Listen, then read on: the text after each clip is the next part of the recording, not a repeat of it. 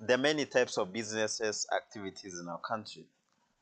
Just to mention but a few, we have sole proprietorship, we have partnerships, we have companies, either limited, public, and more others, including hawking business. Hawking is whereby you buy goods with the aim of reselling them by working with them, especially along the towns, CBDs, and where there are high number of people operating within a day. This is commonly known in our country and in different parts of the world. I think it's very common. Now, in our discussion today, we are with Henry Nyamuya, who will be helping us to discuss social parts and economic discussions about what's bound to get the hawkers in the CBD, that the Central Business District in Nairobi. Mzee Henry. Yes. Today, the governor for Nairobi, uh, Sakaja Johnson, Yes. ni Atur ama Arthur, has cracked or has started a crackdown whereby hawkers are not allowed to do the hawking business in Nairobi business district, that the CBD of Nairobi, including the Moi Avenue. Before we move in and even discuss about what's happening, what's your take? Is it good to stop hawkers from accessing the business district of Nairobi town or Nairobi city, or what's your take here? First, to start with, Nairobi is the capital city of our country. Nam. And is one of the largest cities among the cities we have. And actually, most of even it is one of the cities that tourist attraction is, or most of our tourists come into the city. And even in front of banks, you see that's what's is happening in the city now. So what if I did not hear the governor wrong, what he said, they gave specific areas. They had proposed specific areas where the hawkers are supposed to be. Again, he said, we gave Saturdays, Sundays, Saturdays and Sundays as free days. We don't tax. You can park your vehicle free. You can do whatever you want freely, without any interruption from city council officers. Yeah, if I do not hear him wrong, but that's actually what they say. But now the problem is that the hawkers are coming into the city center. The city center, and you know, this is a capital city. Nairobi is a capital city, which is attractive to even tourists, attractive to investors. Many people from various countries, they must come. They want to come and see the city center, a capital city of Kenya. Now, which paralyzes no, the businesses. We will continue with the discussion now that you are getting into that. Now, many Kenyans have depended on hawking business for a long time. Many have taken their children to school through the hawking business, and many depend it at their own source of income per month or per day or per week, depending on how the business is being run. In brief, Mzee Henry. Yes. Do you want to side up with Johnson Sakaja, the governor, saying that we don't want the hawking business, or it should be done in a professional way? I'm not siding with the governor, but I listened to him very carefully. He gave reasons. He gave why. He even gave Sundays and Saturdays to be free for workers without being without city council officers interfering with them. Now, I can side with him in one way or the other. Of course, doing business is good. But, you know, when I listened to the governor, what he said is that they have a limit to which side of the town You know, these hawkers are coming to the city center.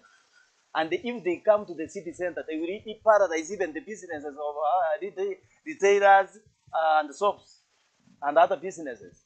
Now, let's have a listen to what the governor had to say, even as we want to move on, and even we come back and continue our conversation. We have officers here who have been injured. Some have been critically injured by hawkers. Mawe umepigwa. Si kweli? That will not happen in Nairobi. You will coexist. You will have to coexist. And I've told them, karibuni uongozi ya hawkers. Uongozi ya hawkers karibuni. Trade, your traders, the business. I have said the one thing I will not tolerate at all, not just by you, but by any citizen, is harming a county inspectorate officer. That will go to anarchy. Hakuna serikali. Nimeeleza kwa nchi zingine, ule hata dereva wa basi ya umma hawezi kuguswa. Hata badala uniolosha mwanasiasa. Firefighter. People offering services to the people, to the public, must be dealt with respect. And they must be given their due respect. Yeah, so that's the governor who was giving instruction today after having a consultative meeting with the county officers, the leaders of Hawking community of business trade, and many others today here in Nairobi. Now, it's well remembered that Johnson Sakaja, before becoming a governor for Nairobi, during the campaigns, he was at the key front, championing for the Mama Mboga and Boda Boda guys, watu wa chini, yani tuwainue kutoka chini, and so it was on the narrative of bottom up. Yes, yes. And one of it was to support the small businesses. In your own opinion or in your own thinking, how best can the government of the county of Nairobi, that's the Nairobi county government, plus the national government, can support the hawking business? Because we must agree that it's also a business of its own kind. Yeah. They also pay taxes, and many depend on that business. And how can the government support the hawking business? You know, my brother Emmanuel, if you clearly see what is happening in Nairobi, you will realize that the war between governor and the hawkers is instigated by other politicians. Of course, each and every person in this country wants the government to help small traders to do business. But now, with what is happening, it's as if those people are instigated, are pushed with some political reasons. Because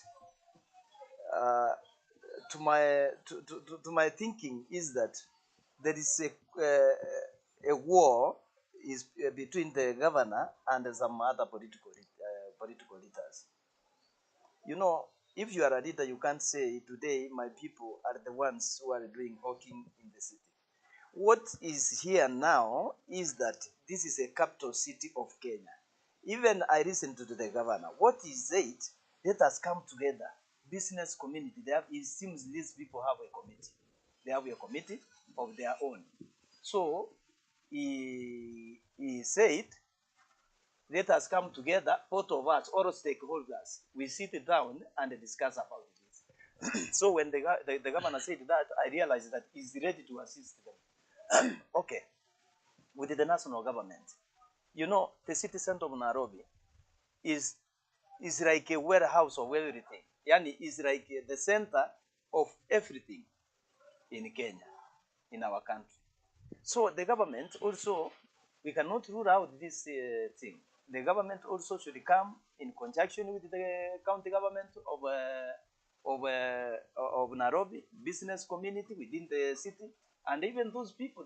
You know, these people have a committee which used to be there always, as I know.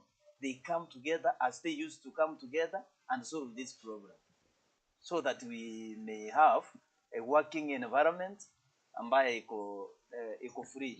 You know, if you have an understanding of how the hawking business is done, normally it's the seller walking all along to get a buyer. And potential buyers are found in the CBD. Potential buyers are in the bus stops. Potential clients are where there's a conjunction. And those are the people who are likely to buy from the hawkers. Yeah. Now, I don't know, but No, you see, what happens, my brother, they come the way you have said. But remember, I think you go and also do research. What they normally do, they work as you are saying. It's not all of them that work. There are some who work, but what they have, they must, lazima waweke jini, wadispose hapo jini, waanze kuuza. At the end of the day, when the control comes, they pick and run away. You see what is happening? Okay, there are some who are doing the type of hawking, ile wanatembea nayo. There are some who come while carrying their whatever they have, wanaweka jini in front of even an auto. Now, Sakaja is saying that the reason why the hawking business is not has not been sorted is that the respective administrations. So here to mean that the first governor of Nairobi, Evans Kidero, did not sort out, and we never saw him kicking out the hawkers. Followed by Mike Sonko, and now him. He was saying that they did not lay down the structures to build markets for the hawkers where they can be able to perform their business or there. Do you agree that the leadership of Evans Kidero, the leadership of Mike Sonko, gave out a bad culture to the hawkers by not building them markets? You know, Nairobi, I still insist there's something I want us to bring into the attention for people outside there. There's hidden competition always. Yani, kuna siasa chini ya maji. Even if you are the governor. Kweli hapa? Yeah, sana. That's what happens in Nairobi. Kwani biashara inakuwa na siasa, mzee Henry? Let me tell you. Here we are not talking about business only, but I know Nairobi very well. You know, I think you know even how county leaders are elected. Nairobi imekuwa na shida hii, not even Kitero and Sonko. You know, you must cope with makateli. Kuna cartels yako hapo.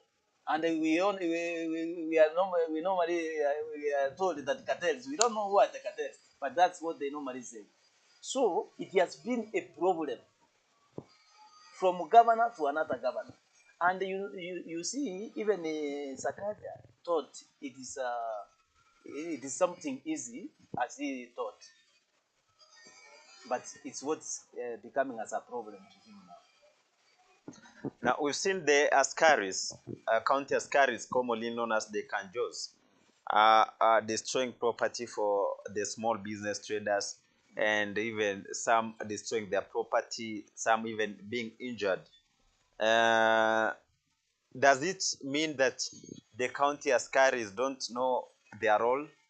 But what I hate and what I cannot support is to destroy a good sort of properties carried by the small traders or hawkers, as we term them. But you know, these hawkers are of different types. But it is not good. They have to sit down and discuss about this thing. Alafu wapate njia suluhisho. Solution gani, mzee? That's why we're here. That's why we're having this discussion. Solution gani? Watenge sehemu. Obviously that used to happen. Watenge sehemu moja na wawekee mpaka kwamba hapa mutakuja kupitia siku fulani. Lakini kufika kama ni siku fulani msipita. Kuna vile wanawekanga na wanajua. And that's what they normally do in the city of Nairobi. Okay, let me ask. If I may ask, and I don't mean you specifically, but if I may ask another question that each and every one of us can answer. Why is it not happening in other cities? Why is it not happening in Mombasa? Why is it not happening in Kisumu? Huh? It's happening. We should have We've markets specifically zimepeanwa hawa hawkers waende wafanye biashara siku fulani, wanajua ni hapa, unaona, so that they must give way wakati mwingine for business for the CBD kufanya kazi. Yeah. They have said that the hawkers are a threat to the security of Nairobi. That some pretend to be selling and hawking and find easy access to other businesses and even plot out on robbery activities. It is true. Now, this could be one of the reasons, perhaps, why the hawking community in Nairobi is getting it hard. But from what I understand is that hawking business is part of businesses that, if done professionally, it can be able to improve the standards of our country and even improve ourselves. Now that you wanted us to have some aspect of politics in this story, that I never wanted to bring some politics. Now, we've seen other politicians eyeing for this seat as early as possible, as early as 2022 elections were concerned. We've seen the likes of Babu Owino saying that he's coming to replace Sakaja. We're seeing many people trying to come up and even start to declare the interest as early as now, saying that they will be vying for the gubernatorial seat in Nairobi. It's not easy for one to be a second-term governor in Nairobi. Now that Kedero tried, did not manage. Mike Sonko tried, even his first term did not end well. Yes. Sakaja, do you see him going for the second term, or the first term is getting hard for him? I think you are coming to where I mentioned. I told you, even this AUKUS, the fight between AUKUS and the county government is instigated by politicians. You see, now, before you go on, I want you to put our listener and the viewer very clear on this point. Who is instigating this conflict in Nairobi CBD? Now that Sakaja is of UDA, is of the government, so the government is not fighting the governor of Nairobi. And who is this that can be causing all this trouble? Who is not in the government? By the way, it's as if you have not followed the statements of the likes Kinagachagua and the other people. It's not necessarily from the opposition, but even within the government. So that's why I asked this. Yeah, that's why I'm asking you. Can you put us clear? Maybe you will be having an understanding that this is where, as days goes by, this is where the conflict is. As days goes by, that one will become openly and very clear. But what I'm saying, Emmanuel, is this: why not other cities? No, I'm coming into the answer. Okay. Why not other cities? Like Kisumu is a city, Nakuru is a city. It has also hawkers, yeah? But it is managed well. Mombasa is a city which has also hawkers. So what I'm trying to say is, let them have clear policies to govern the city. That is a city. Even Al-Shabaab can take advantage. Yeah? Even robbers can take advantage. If hawkers move into the city center. You see, we cannot have a disorganized city. A city is a city, especially a capital city like Nairobi. So when you see all these things are happening, or is happening, you must know that there are people behind. Now, and who is behind? That's what we want. Who is behind? I don't want to mention the name of anybody, but as the days goes by, it will not take even 1 month from now before you see this open mentioned. Yeah. But what I know is that there are politicians who are for and some who are against. Now, you don't want to tell us who is for this. Answer you. Yes, tell us who is this. No, I don't want to mention, but I can mention how it is. There are politicians who want hawkers to move into the city center and do business. There are politicians who are against Sakaja by removing hawkers from the city center. You see? So, but what we want to have now, regardless of political affiliations, regardless of who you want to support or how you want it to be, but what we want is a managed city center. Let be there for even before Sakaja came, there were policies governing the city. But because of this politics, Kinasonko, I don't know, finished 1 year or what? Kitero, you see, they came for one term and possibly. Another last question you ask, even Sakaja is going there is for one term. Next term might not be there.